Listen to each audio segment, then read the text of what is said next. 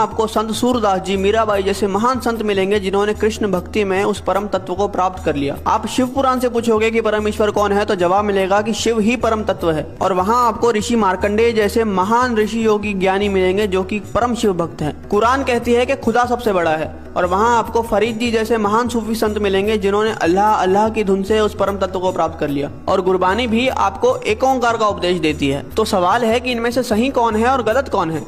और जवाब है कि इनमें से सही तो सारे हैं, लेकिन गलत वो इंसान है जो इनमें से किसी एक पथ पे चलते हुए बाकियों का अनादर करता है, अपमान करता है। इसीलिए कबीर जी ने कहा था कि कबीरा कुआं एक है, यानी कि वो जो परमात्मा है वो एक विशाल कुएं की तरह है और पानी भरे अनेक, यानी कि हम और आप अलग अलग नामों से, अलग अलग स्वरूपों से उस भगवान को पुकारते हैं। लेकिन आगे कबीर जी कहते हैं कि भांडे ही में भेद है और पानी सब में एक। मतलब जो भांडा है यानी कि हम, भेद तो यहाँ पे है, क्योंकि आप इंसान को तो अलग कर सकते हो लेकिन भगवान को कभी बांटा नहीं जा सकता। अब प्याला चाहे सोने का हो या पीतल का, उसके अंदर जो पानी है वो तो अंत में प्यास ही बुझाएगा।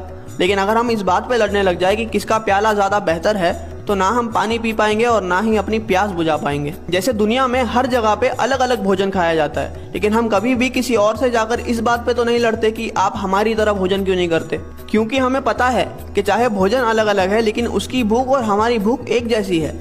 हो सकता है कि वो ब्रेड खाकर अपनी भूख मिटा रहा है और हम रोटी खाकर, लेकिन उसका असर जो हमारी बॉडी पे होगा वो एक